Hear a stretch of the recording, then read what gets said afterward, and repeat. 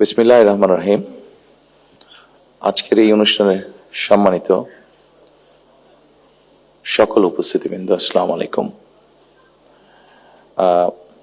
প্রথমেই আমি আপনাদের সকলকে, সম্পাদকবৃন্দ, সাংবাদিকবৃন্দ, সংবাদপত্রের মালিকবৃন্দ সহ বীর সাংবাদিকবৃন্দ সহ যারা উপস্থিত আছেন, প্রথমেই আপনাদের সকলকে আন্তরিকভাবে আমি ধন্যবাদ জানাতে চাই। আমি দেশে আসার পরে খুব স্বল্পতম সময়ে এই অনুষ্ঠানটি আয়োজন করেছি এবং আপনারা যে কষ্ট করে অনুষ্ঠানে এসেছেন তার জন্য আমি আন্তরিকভাবে আমার এবং দলের পক্ষ থেকে আমি ধন্যবাদ জানাতে চাই। সম্মানিত উপস্থিতিবৃন্দ, যারা এখানে এই মঞ্চে এসে একটু আগে বক্তব্য রেখেছেন, তাদের সকল বক্তব্য থেকে খুব পরিষ্কারভাবে কয়েকটি জিনিস বোধহয় ফুটে উঠেছে, অর্থাৎ আগামী দিন, ফিউচার।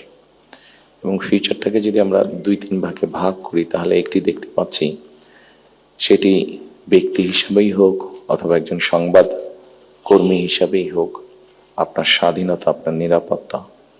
আমরা আরেকটি জিনিস মনে হয় আমার চোখে যেটা পড়েছে যারা বক্তব্য রেখেছেন, সেটি হচ্ছে যে গণতান্ত্রিক বা রাজনৈতিক যে অধিকারটি মানুষের, আপনার, আমার, আমাদের সকলের, সেটির ব্যাপারে একটা কনসার্ন সকলে এক্সপ্রেস করেছেন। এবং খুব সম্ভবত একজন বক্তাই এখানে একটি কথা বলেছেন, সেটি হচ্ছে যে আগামী দিন, ফিউচারটা কেমন হবে। আমি দেশে অনেকদিন থাকতে পারিনি, কি কারণে সে প্রসঙ্গে গেলাম না, আপনাদের কম বেশি ধারণা আছে। তবে সারাক্ষণই দেশের সাথে আমার যোগাযোগ ছিল। দেশের মানুষের সাথে কি হয়েছে, এখানে মাহমুদুর রহমান সাহেব বলেছেন একটি উদাহরণ দিয়ে, ওনার প্রতি পূর্ণ সম্মান রেখে আমি বলতে চাইছি, ওনার সাথে ওনার রক্তমাখা ছবি এখনো আমার চোখের সামনে ভাসে। কাজেই ওনার সাথে কি হয়েছে আমি যেমন জানি, রুহুল আমিন গাজী সাহেবের সাথে কি হয়েছে, যেভাবে উনি মৃত্যুবরণ করেছেন জেলের মধ্যে, সেটি আমি জানি।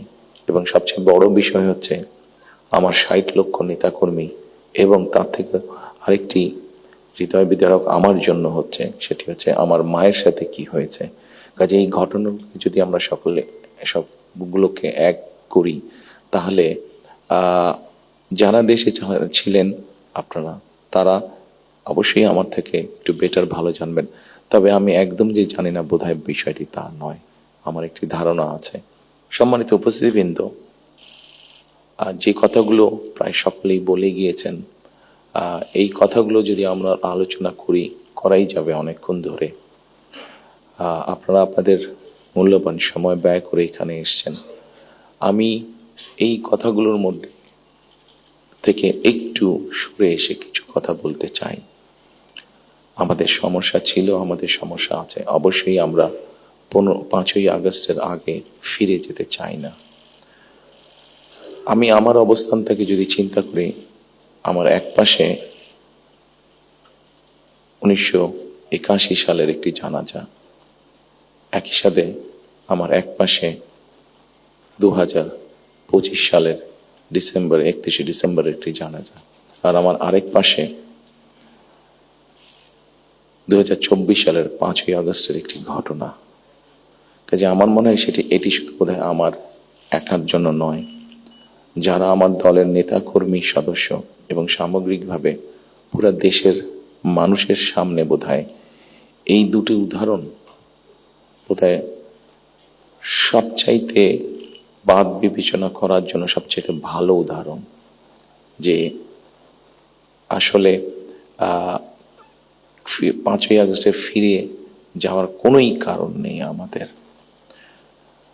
প্রিয় উপস্থিতিবৃন্দ, হিংসা, প্রতিশোধ, প্রতিহিংসা একটি মানুষ, একটি দল বা যেভাবেই আমরা বিবেচনা করি, তার পরিণতি কি হতে পারে আমরা দেখেছি 5ই আগস্ট।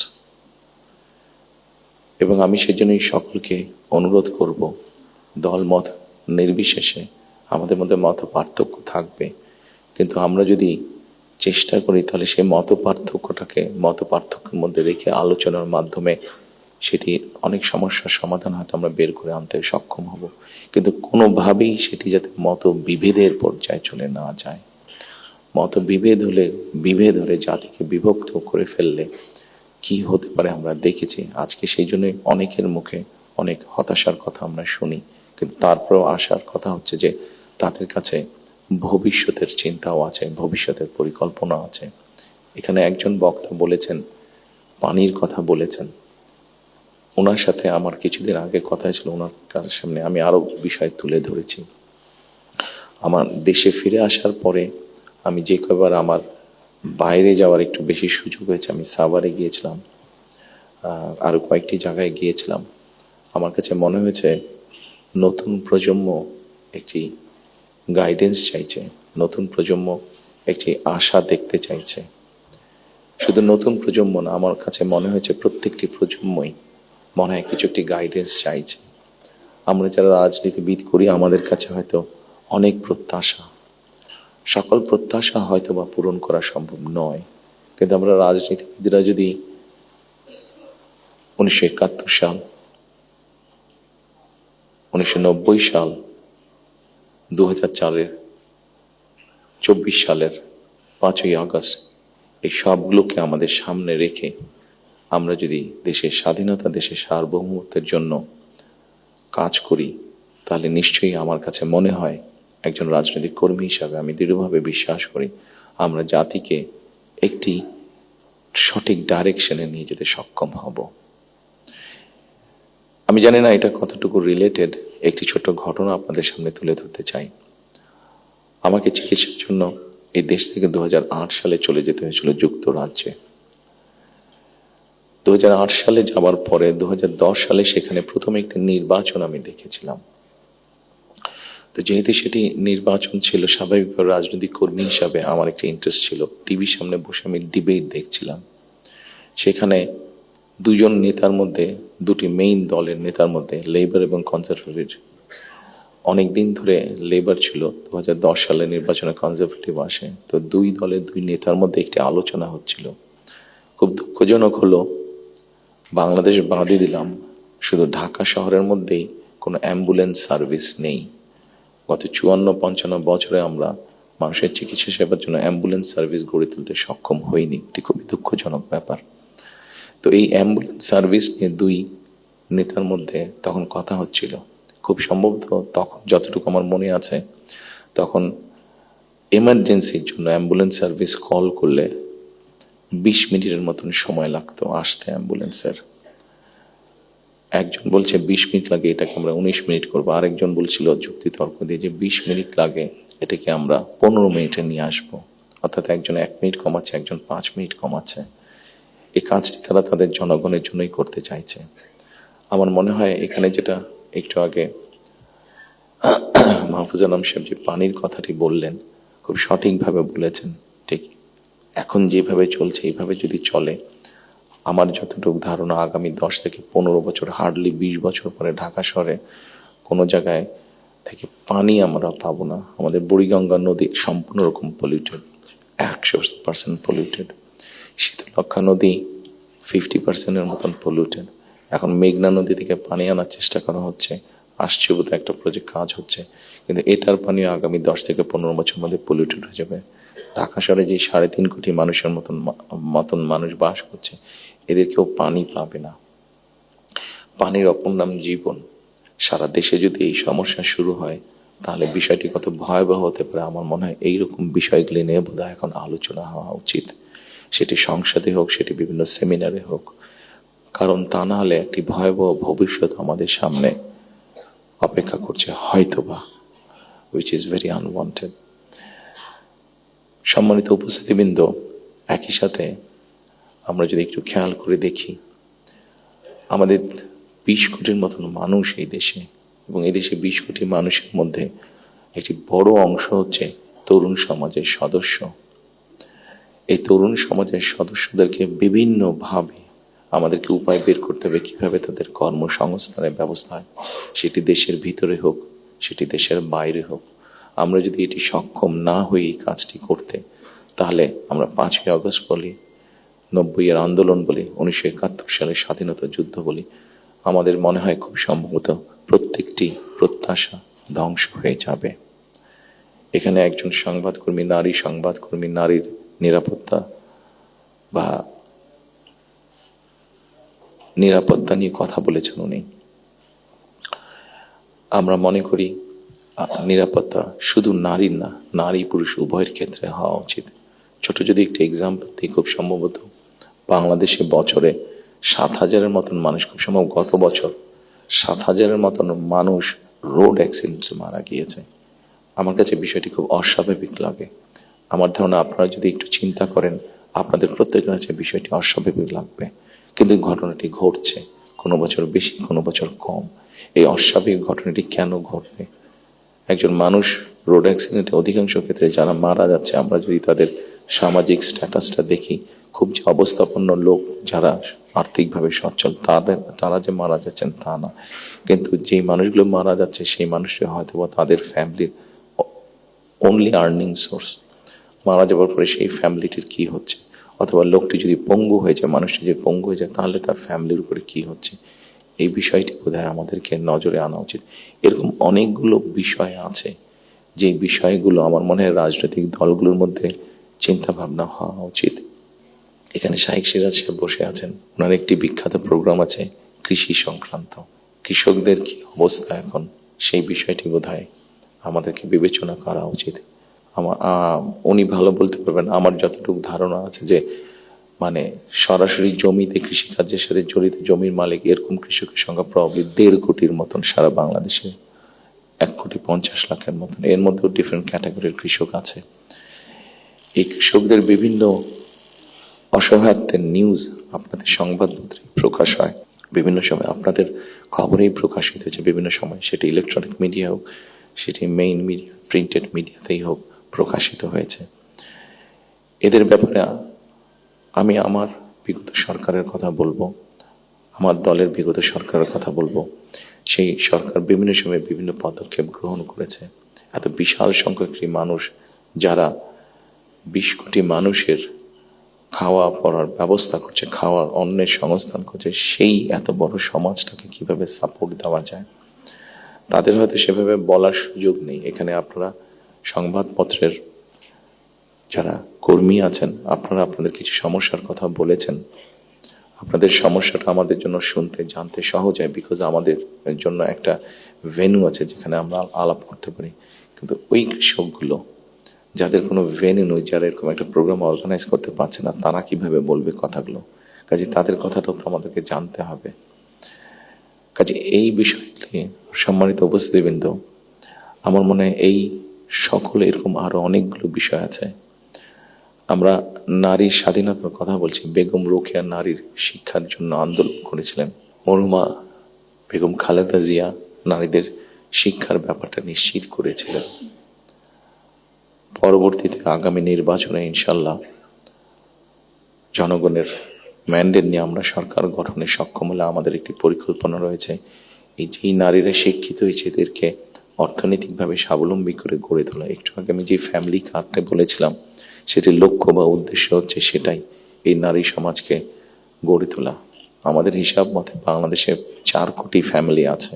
আমরা যদি পরিবার হিসাবে ভাগ করি, এবারে যে একটি পরিবারে 5 জন করে সদস্য ধরা হয়েছে। আমরা এই ফ্যামিলি কার্ডটি আপনাদের সামনে একটু তুলে ধরতে চাইছি, আমাদের পরিকল্পনাগুলো। কারণ এখানে একজন সাংবাদিক উল্লেখ করেছেন যে 25 তারিখে যখন আমি এসেছি, আমি একটি কথা বলেছিলাম মার্টিন লুথার কিং এর মতন, আই হ্যাভ এ ড্রিম, যেমন বলেছিল 62 বছর আগে মার্টিন লুথার কিং। আমি বলেছিলাম আই হ্যাভ এ প্ল্যান।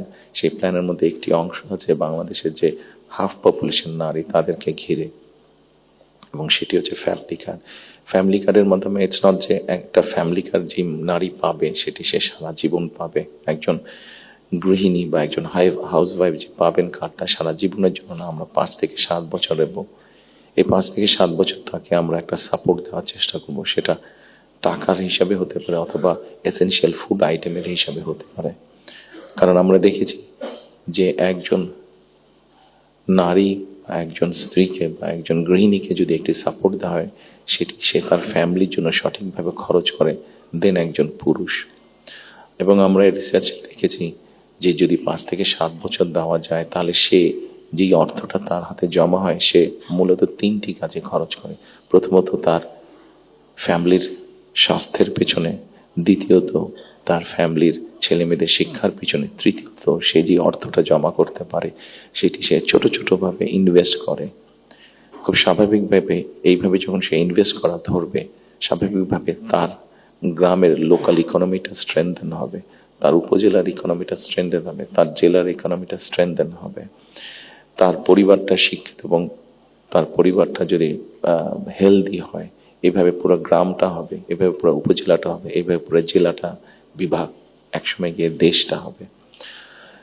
4 কোটি ফ্যামিলির মধ্যে আপনারা বলতে পারেন একবারে কি দেওয়া সম্ভব কিনা? না, 4 কোটি ফ্যামিলির মধ্যে একবারে দেওয়া সম্ভব না। গ্র্যাজুয়ালি আমরা যাব, যারা প্রান্তিক, যারা যাদের যাদের নিডফুল আন্ডার প্রিভিলেজ, তাদেরকে দিয়ে আমরা শুরু করব।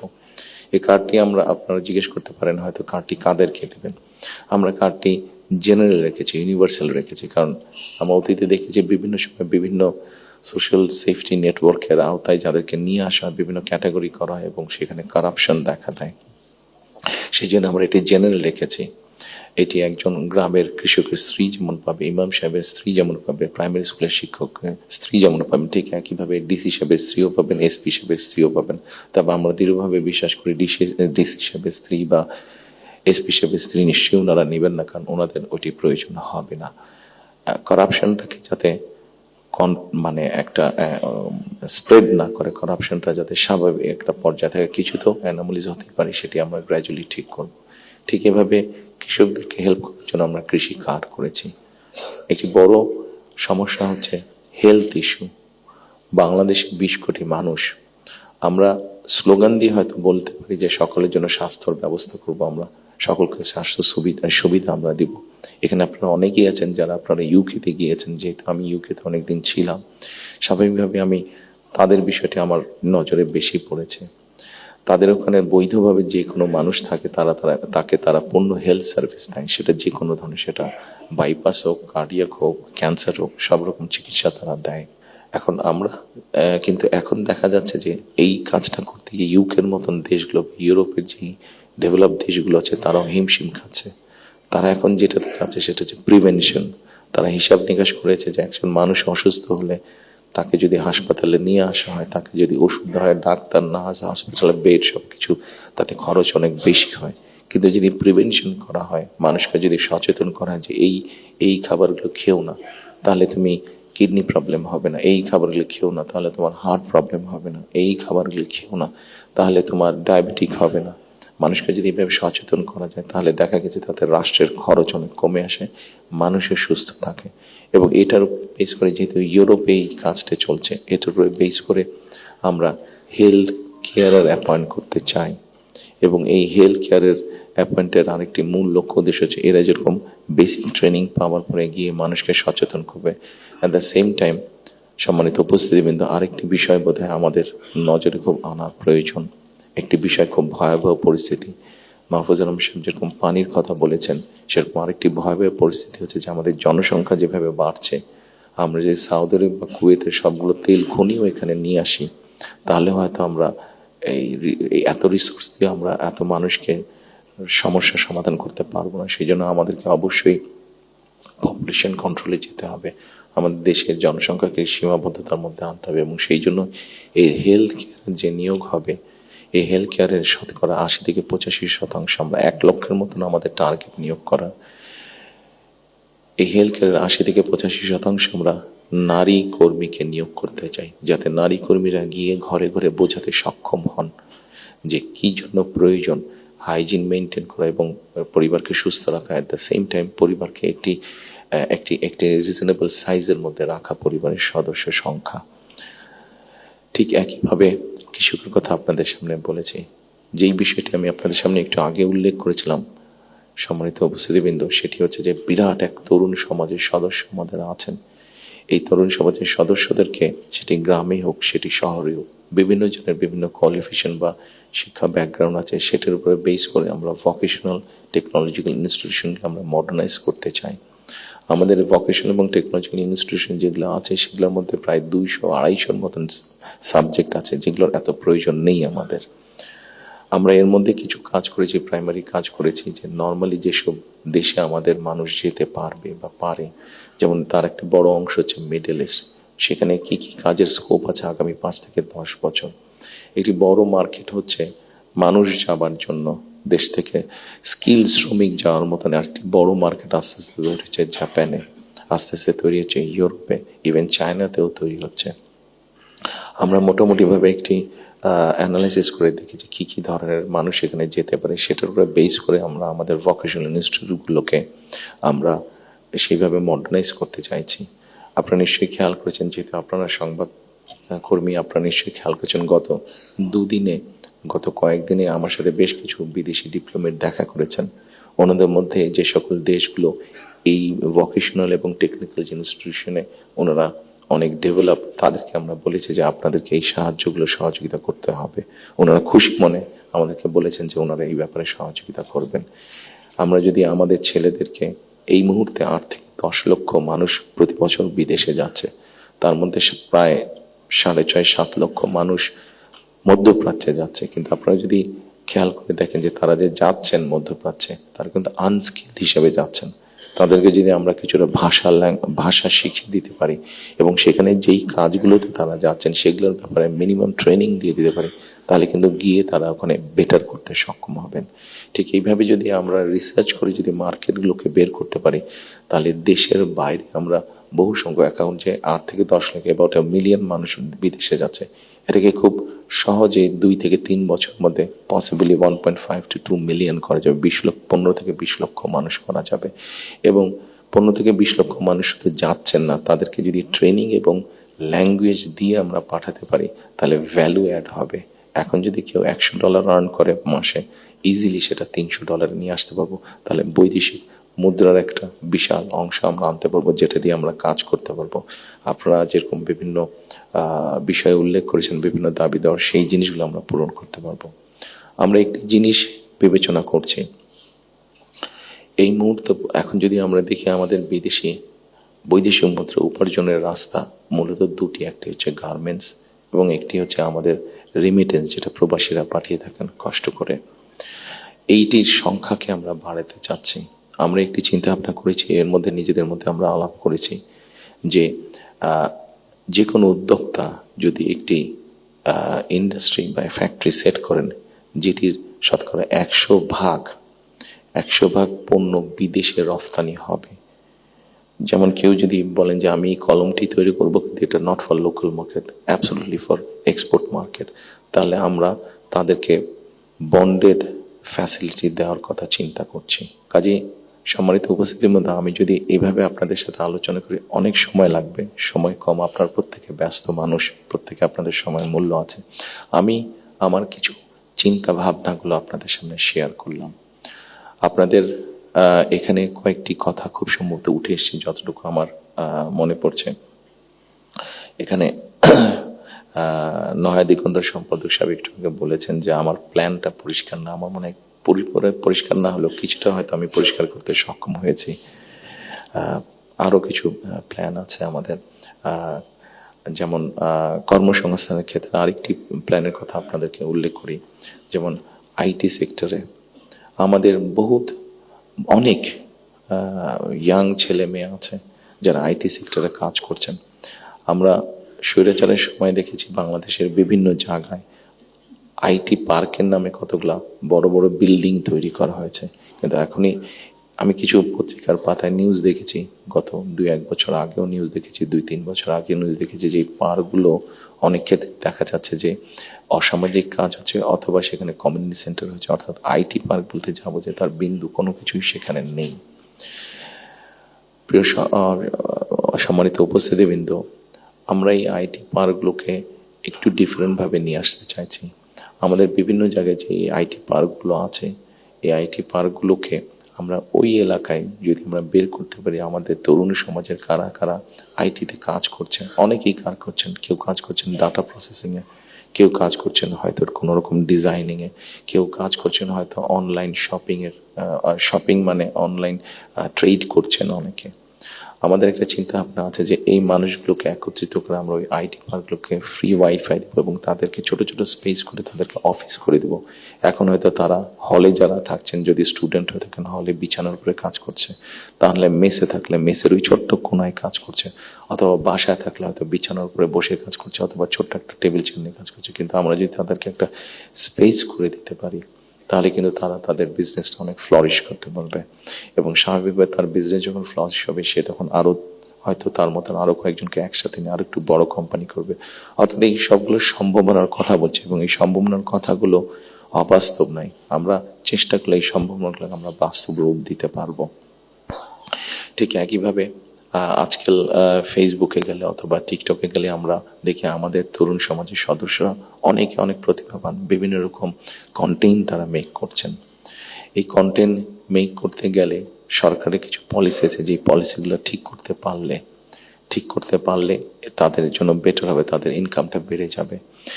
ইন্টারন্যাশনাল গেটওয়ে যে আছে, যেখানে কারেন্সি আসে বা যায়, এখানে কিছু সমস্যা আছে, পেপাল সহ এরকম যেগুলো আছে, আমরা এরই মধ্যে তাদের সাথে কথা বলেছি যে কিভাবে এই সমস্যাগুলো সমাধান করা যায়। অর্থাৎ যারা আমাদের অনলাইনে কাজ করবে বা কন্টেন্ট মেক করবে, এরা যে যাবে, এরা যে অ্যাড হবে, যে ইনকামটা তাতে আসবে, সেটা কিভাবে সহজে তাদের কাছে এসে পৌঁছতে পারে, এ ব্যাপারে আমরা তাদের সাথে মোটামুটিভাবে আলাপ করেছি।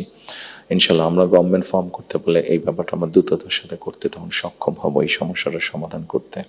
সম্মানিত উপস্থিতিবৃন্দ, আমাদের সামনে আপনারা এখানে অনেকে উপস্থিত আছেন যাদের অনেক লম্বা অভিজ্ঞতা আছে দেশ স্বাধীনের পর থেকে। আমাদের দেশ স্বাধীনের পর থেকে অনেক উথাল পাতাল ঝড় অনেক হয়েছে, রাজনৈতিক অঙ্গন থেকে অর্থনৈতিক অঙ্গনে। এখানে একজন বক্তা বলে গিয়েছেন যে সামনে আমাদের চ্যালেঞ্জ আছে। একজন রাজনৈতিক কর্মী হিসাবে আমার কাছে মনে হয় ইয়েস, সামনে আমাদের অনেক কঠিন চ্যালেঞ্জ আছে, আমাদের মধ্যে বিভিন্ন রকম মত পার্থক্য আছে। একজন রাজনৈতিক কর্মী হিসাবে আজকে আপনাদের কাছে এবং আপনাদের মাধ্যমে সকল রাজনৈতিক দলের সদস্যদের কাছে, সামগ্রিকভাবে সমাজের সকল মানুষের কাছে আমি একটি বিনীত আহ্বান রাখতে চাই যে আমাদের বিভিন্ন মত পার্থক্যগুলো নিয়ে যাতে আমরা আলোচনা করতে পারি, আলাপ করতে পারি। আমাদেরকে যে কোনো মূল্যে ডেমোক্রেটিক প্রসেস, যেটা আমরা 12 তারিখ থেকে ইনশাল্লাহ শুরু করতে যাচ্ছি। এখানে এনটিভির আমাদের ওনার নামটা আমি জহিরুল আলম সাহেব অনেক আগে আমার একবার একটা ইন্টারভিউ নিয়েছিলেন। আমি ওনাকে খুব সম্ভবত ওনাকে বলেছিলাম, অথবা মতি ভাই এখানে উপস্থিত আছেন, মানব জীবনের মতি ভাই, খুব সম্ভব ওনার ইন্টারভিউতে আমি বলেছিলাম যে আমাদেরকে যে কোনো মূল্যে হোক ডেমোক্রেটিক প্রসেসটা চালু রাখতে হবে, আমাদের জবাবদিহিতাটা চালু রাখতে হবে যে কোনো মূল্যে। সেটি জাতীয় পর্যায়ে হোক, সেটি লোকাল পর্যায়ে হোক, অর্থাৎ ইউনিয়ন পরিষদ নির্বাচন, পৌরসভার নির্বাচন লোকাল পর্যায়ে হোক, সেটা কোনো ট্রেড বডির ইলেকশন হোক। আমার ব্যক্তি যেটা বিশ্বাস, আমরা যে কোনো মূল্যে যদি এই যে জবাবদিহিতাটা, গণতান্ত্রিক প্রসেসটা যদি আমরা কন্টিনিউ করতে পারি, অনেক বেগ হয়তো আসবে, অনেক কঠিন হবে, কিন্তু একটা সার্টেন টাইম পর পর আমরা যদি গণতান্ত্রিক প্রসেসটাকে কন্টিনিউ করে যেতে পারি, তাহলে নিশ্চয়ই আমরা অবস্থার পরিবর্তন ঘটাতে সক্ষম হব। এবং আরেকটি কথা, কাউকে আঘাত না করি আমি বলতে চাইছি, কোনো রাজনৈতিক দলের নেতা সদস্য কাউকে আমি আঘাত করতে চাইছি না। আমি আমার চিন্তাটা শুধু ওনাদের সামনে তুলে ধরতে চাইছি যে আসুন আমরা দেশের মানুষের শিক্ষা, দেশের মানুষের স্বাস্থ্য, দেশের নারীদের অধিকার, এম্পাওয়ারমেন্ট, কর্মসংস্থান, পরিবেশ, সব কিছু মিলে এই যে বিষয়গুলো, যেটি একটি সাধারণ মানুষের জন্য প্রযোজ্য সংস্কার, রিফর্ম, যে বিষয়গুলি নিয়ে আমরা আলোচনা করেছি, আপনারা যদি একটু খেয়াল করে দেখেন, এই রিফর্মের মধ্যে আমার কাছে মনে হয়েছে যে 3টি পার্ট আছে। একটি হচ্ছে সাংবিধানিক পার্ট, একটি হচ্ছে আইনগত পার্ট, এবং আরেকটি হচ্ছে মানুষের প্রতিদিনের জীবনযাত্রা, নিরাপত্তা, তাদের সিকিউরিটি, সবকিছু নিয়ে একটি পার্ট আছে। আমরা সাংবিধানিক বিষয় নিয়ে আলোচনা করেছি, আইনগত বিষয় নিয়ে আলোচনা করেছি। আমার মনে হয় মানুষের প্রতিদিনকার প্রত্যেকটি মানুষ, সকল সমাজের প্রত্যেকটি শ্রেণী পেশার মানুষ, তাদের প্রতিদিনকার যে চাওয়া পাওয়াগুলা, প্রয়োজনগুলো, সেটা নিয়ে বোধহয় আমরা আলাপ আলোচনা একটু কম করেছি। আমার কাছে মনে হয় সেই বিষয়গুলি নিয়ে বোধহয় আলোচনা করা উচিত। সেই বিষয়গুলি নিয়ে বোধহয় প্রত্যেকটি রাজনৈতিক দলের আলোচনা করা উচিত। আমরা শুধু রাজনৈতিক বিষয় নিয়ে সেমিনার করছি, সিম্পোজিয়াম করছি, আলোচনা করছি, তর্ক বিতর্ক করছি, অবশ্যই ওগুলো প্রয়োজন আছে, কিন্তু অ্যাট দ্য সেম টাইম আমরা যদি মানুষের প্রতিদিনকার তার চিকিৎসা ব্যবস্থা কী হবে, তার কর্মসংস্থান কী হবে, তার পরিবারের সন্তানদের শিক্ষা ব্যবস্থা কী হবে, তার রাস্তায় বের হলে নিরাপদে সে ফিরে আসতে পারবে কিনা, এইরকম বিষয় যেগুলো আছে, এই বিষয়গুলো নিয়েও বোধহয় আমাদের আলোচনা আরও একটু বেশি হওয়া উচিত। এই বিষয়গুলো নিয়ে বোধহয় আমাদের প্ল্যান প্রোগ্রাম আরও একটু বেশি হওয়া উচিত।